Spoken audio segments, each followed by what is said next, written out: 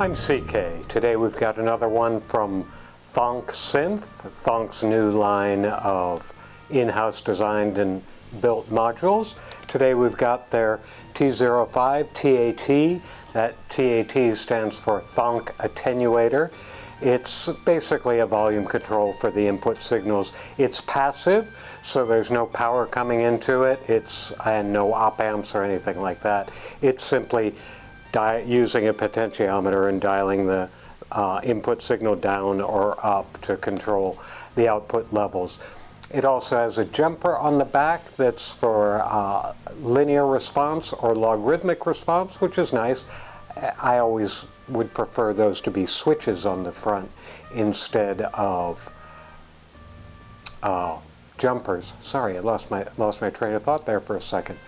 Because then you have more flexibility, but that's a very minor nitpick. They also say it's for beginners. It's probably very simple to put together if it's just 3 pots, a couple of resistors, and some jacks. So that will be instructive to watch and might be a great first kit for you. And one other thing I did want to mention, the hat that I'm wearing tonight, I just realized this is now 40 years old. This was our delivery hat for when we delivered the first B-1 bomber from test to production and operational capability at Offutt Air Force Base. So I've had this hat for 40 years now. And I hope you enjoy the video.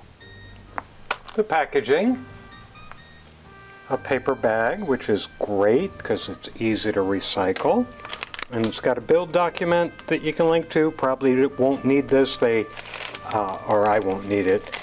They say this is a very simple kit, very good for a first kit. There, now you can win 20 pounds off your next order. I'm not gonna do that. Various things. Oh, this is the circuit board. It is very tiny. Very tiny. And my battery is saying it's red, it's going to fail. Okay, so we've got the Lin log jumpers are going to go here. And there are 1, 2, 3 pots and 1, 2, 1, 2, 1, 2, 3 pairs of jacks. And they're all got 10K resistors backing them. Now, as you can see, there's no power input because, again, this is a passive unit. It's just like a volume control, turning the sound up and down. So a little bag with the 3 resistors, some hardware in here, including our jumpers. Put that over here. There's our little jumpers. Now we'll take a look at what else we got. We've got a sticker, got plenty of those.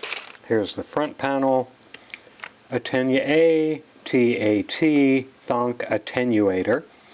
Atten A, Atten B, Atten C, A, N, N, N, N. Pretty simple, and again, very narrow. I think it's for you.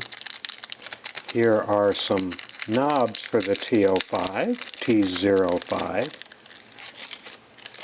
Let's see what they are. They're the somewhat standard press-on knob. Oh, no, they're not. They've got little indexers. They've got the little half circle. And then they've got the index caps to go on them, which is often nice. So that's good. Got a Thonk Synth button. Again, I've got plenty of those by now. And here's the mechanical side, which is going to be the pots. Let's see what we've got here. Oh, it's pots and the jacks.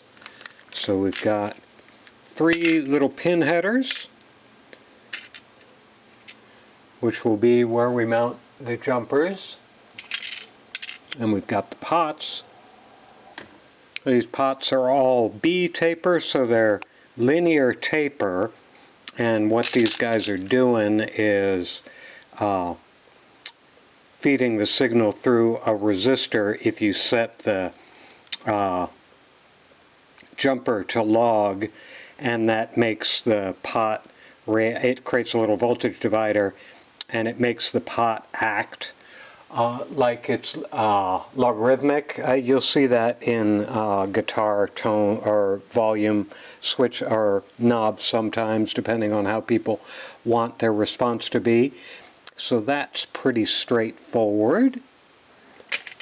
So that's all there is to the kit. Obviously it's going to be very fast to put together, and we will get the soldering iron heated up and do just that. We'll put the thing together now. It'll be very quick. Now they do have a build guide online, which is very good and very detailed, really oriented towards somebody who hasn't, this is their first module or something like that. But I'm not going to look at it because it's really easy to actually do this if you've done a couple of them. So we're going to put the pin headers on first for the jumpers.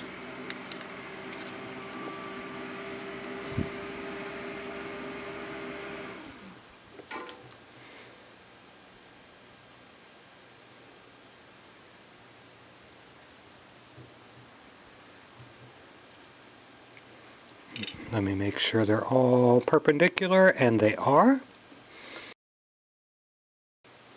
Now we'll put the resistors on the board.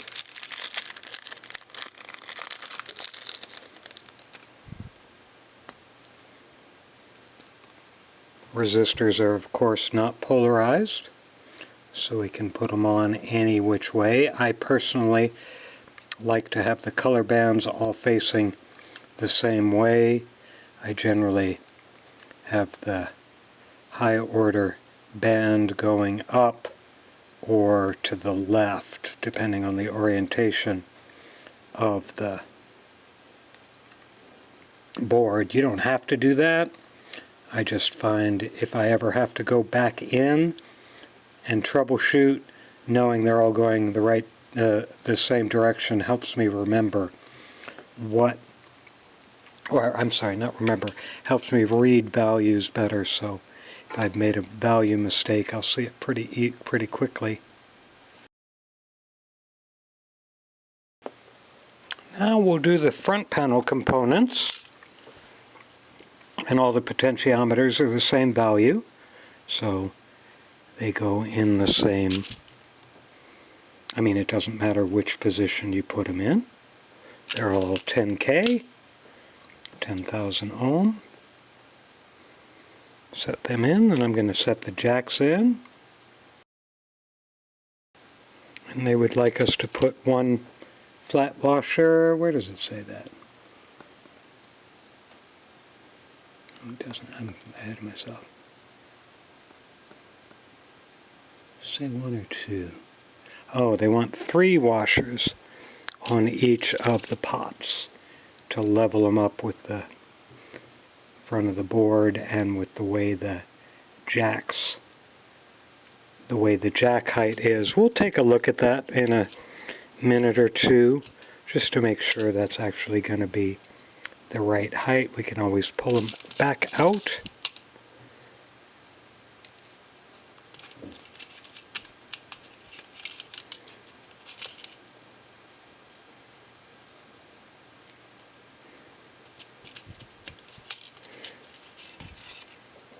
And of course none of the panel components are soldered yet because we don't want to do that yet. Now we're going to drop the front panel on. Make sure everything lines up. Get the jacks through. There we go. Now that's lined up pretty well. So what I'm going to do is I'm going to grab a little clamp. And by the way, this is Wolfcraft. I picked these up, or this up at Home Depot in the US. I'm sure you can find them, but it's very handy for holding things together. So everything's lined up, and I'm just going to blast through all these connections.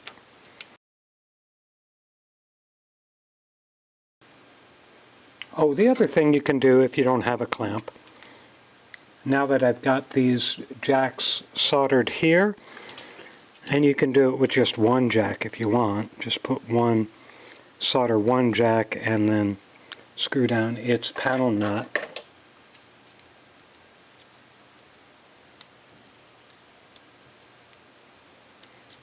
And that will hold things together just as well as a clamp if you don't happen to have a clamp handy. Flip my solder pad over. I made this solder pad with holes in the back just for this eventuality. I'm going to use some thicker solder for the support legs. And then I'll go back to my thinner for the rest. Now we're all done with soldering. That was it for that. So I'm going to take a little index card and I'm going to go through and double check all my soldering, because I have forgotten things in the past. I have had some bridging. Always helps to look, and everything looks good. So I'm going to put the rest of the panel nuts on.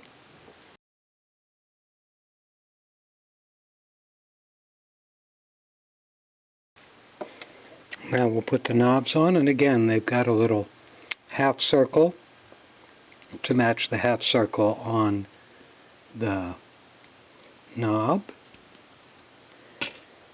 Now one thing you might notice I'm doing here is when I'm pressing the knobs on it, I'm not holding the circuit board, I'm holding the edges of the front panel, because I don't, out of an abundance of paranoia, I don't want to flex the circuit board.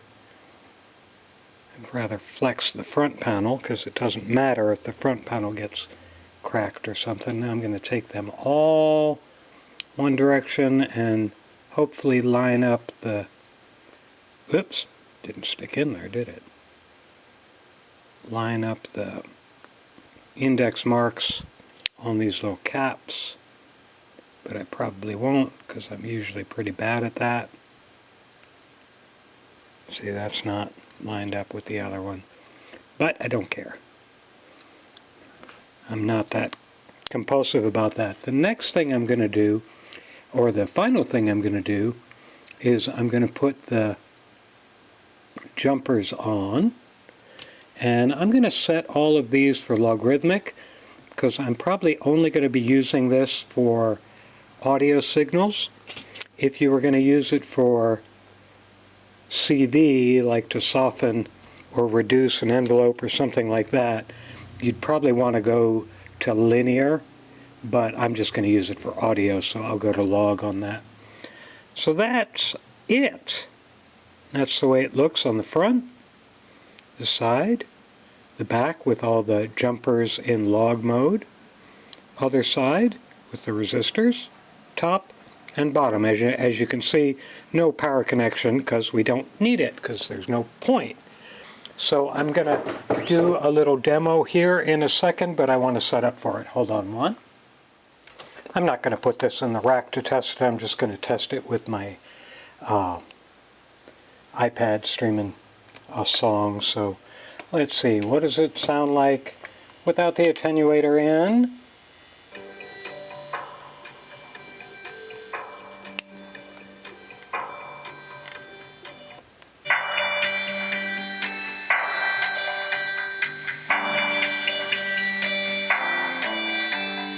So we'll pause that. Now we'll put that output in there, into the output of A, and then plug this in, turn it all the way down, and hit play again. And we, of course, don't hear anything. And we just turn the attenuator up.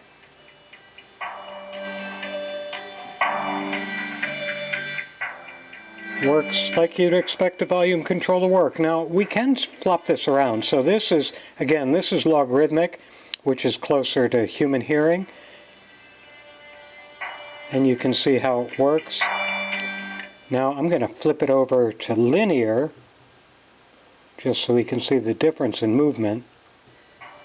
You can see it onsets a lot quicker, and it's just even across the whole range versus having a ramp. a curve going up. So that's pretty much it. I'm not going to do the other two because they do the same thing. It's a very simple, basic volume control. If you want, say you have 3 different oscillators and they all output slightly different levels, you can level them out using something like this. It can be very handy. And it costs 16 pounds. So if you're thinking about getting into building your own eurorack, get one of these, give it a try. As you saw, it's pretty rapid to put together, and you have a useful little unit when you're done. And as always, I hope you enjoyed the video.